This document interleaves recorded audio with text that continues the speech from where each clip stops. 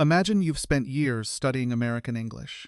You watch Hollywood movies regularly, you listen to podcasts recorded in New York, and you can follow your American colleagues in a meeting without any real effort. You feel confident. You feel genuinely fluent. And then, one day, you join a project with a manager based in London. Or maybe you meet someone from Sydney at a networking event. They open their mouth to speak, and suddenly, you feel like a complete beginner all over again. The vowels sound strange, the rhythm feels unfamiliar, even simple basic words seem to transform into something else entirely. A wave of frustration hits you almost instantly. I thought I actually knew English. Why does a different accent suddenly make me feel so lost? Do I seriously need to start learning this entire language over again from scratch? First, let's take a moment to be kind to your own brain here, because this is an incredibly common experience, far more common than most people realize. You haven't lost your vocabulary. Your grammar skills haven't disappeared overnight. What you're actually experiencing has a name, and it's called accent shock. Most English learners spend years training on a single audio blueprint, usually either Standard American English or Standard British English. So when your brain suddenly encounters a different regional accent, its familiar pattern matching system essentially breaks down for a moment. It gets stuck trying to decode unfamiliar sounds, instead of simply processing the actual words being spoken, words you likely already know perfectly well. Today, we're going to break down the key differences between British, American, and Australian English.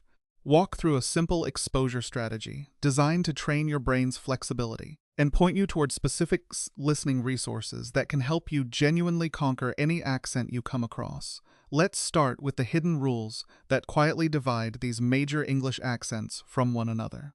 You don't actually need to study every single local dialect out there to understand different accents in a meaningful way. You mainly just need to understand how each accent handles two particular sounds, the letter R and the letter T. Once those two pieces click into place, a huge amount of the confusion disappears. Let's start with what we can call the battle of the R sound. The biggest single divider across the English-speaking world is whether a speaker actually pronounces the letter R when it sits at the end of a syllable. American English tends to be what's called rhotic, meaning Americans really lean into that R sound. Their tongues curl backward, producing a strong, clear sound. They say car, water, teacher, with a firm, unmistakable R sitting right there at the end. British and Australian English, on the other hand, are generally non-rhotic. In standard British pronunciation, and in Australian English as well, that sound at the end of a word essentially disappears. Instead, it softens into an open vowel sound, something close to an ah. So instead of car, you get something closer to ka. Instead of water, watau. Instead of teacher, teacher. If your brain is actively listening for a hard, clear R sound to help identify a word, a British or Australian speaker is going to sound like they're cutting their words short, almost clipping them, when really, they're simply following a completely different, equally valid pattern.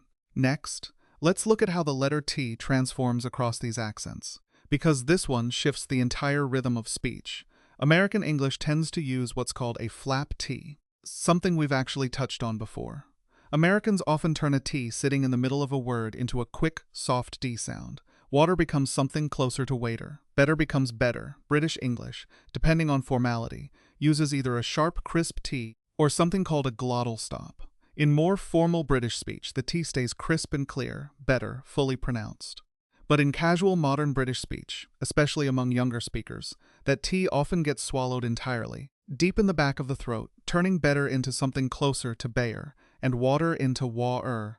Australian English tends to use a relaxed, lazy version of that flap sound, similar to the American style, but combined with an incredibly loose, flat mouth shape, turning better into something that sounds closer to beta, with a distinctly Australian flatness running through the vowel. And there's one more distinctly Australian pattern worth knowing about, something linguists call the high-rising terminal. This means that in Australian English, pitch often rises naturally at the very end of a sentence, which can make a completely ordinary statement sound almost exactly like a question. An Australian speaker might say, "I went to the office today," with their voice rising upward at the end, even though they're simply stating a plain fact, not asking anything at all. If you're not prepared for that particular rhythm ahead of time, your brain will keep waiting for questions that were never actually being asked. So now that you understand these underlying rules, how do you actually stop your brain from quietly panicking every time an accent shifts on you unexpectedly. There's a useful mental technique here, something we can call acoustic remapping. Your brain is remarkably adaptable, genuinely so, but it does need a short adjustment window every time it encounters something new. When you first run into an unfamiliar accent, resist the urge to immediately try catching every small detail. Instead, for roughly the first 2 minutes of a conversation or a video, run your listening through a simple, deliberate filter. First, locate what we can call your anchor words. Listen specifically for how this particular speaker pronounces very basic, extremely common words, things like what, no, right, or there. Because you already know these particular words perfectly well, they naturally serve as reliable acoustic anchors. By carefully noticing how this speaker shifts the vowels and consonants in these simple, familiar words, your brain's audio processing system quietly calculates the difference between the accent you're used to and the new one you're currently hearing. Second, calibrate the rhythm. Every accent carries its own distinct musicality. American English tends to feel elongated and smooth. British English often has a more clipped, staccato rhythm to it. Australian English tends to feel continuous, relaxed, and fairly casual throughout. Instead of mentally focusing on the dictionary spelling of each word as it's spoken, let your ears simply ride along with the melody of the sentence itself. Once your brain fully adjusts to a speaker's specific vocal rhythm, usually within those first couple of minutes, your overall comprehension tends to jump noticeably, often without any extra conscious effort on your part at all. To speed up this kind of ear training even further, it genuinely helps to expose yourself intentionally to a range of different accent structures during your free time, rather than just watching whatever media happens to show up in your feed. Choose your listening material strategically, based specifically on the accent you're trying to get comfortable with. If you're working on British English specifically, something like the BBC World Service podcast offers clear, traditional, carefully enunciated British speech, a great starting point. For something a little more raw and current, casual British YouTube content, group panel shows, or street interviews filmed around London will expose your ears to the fast, modern, urban accents and glottals stops you'd rarely encounter in a formal textbook recording. If you're working on Australian English, look for conversational Australian podcasts, particularly ones covering sports, comedy, or daily news, especially formats where multiple hosts talk over each other fairly naturally. Contemporary Australian television dramas or reality shows work well too, since that raw, spontaneous, unscripted dialogue helps your brain map both the flatter vowel sounds and that distinctive rising intonation we talked about earlier. Here's one more useful exercise worth trying, roughly once a week, something we can call the accent switch drill. Find a short news topic, maybe a technology update, or a quick travel review, something covered fairly widely. Listen to a 2-minute clip covering that topic from an American reporter, then immediately switch to a 2-minute clip on that exact same topic from a British reporter. And finally, finish with a 2-minute clip covering the same story from an Australian creator. Because the core topic and much of the vocabulary stay essentially identical across all 3 clips, your brain gets forced to focus almost entirely on the phonetic differences between them, rather than getting distracted by unfamiliar content.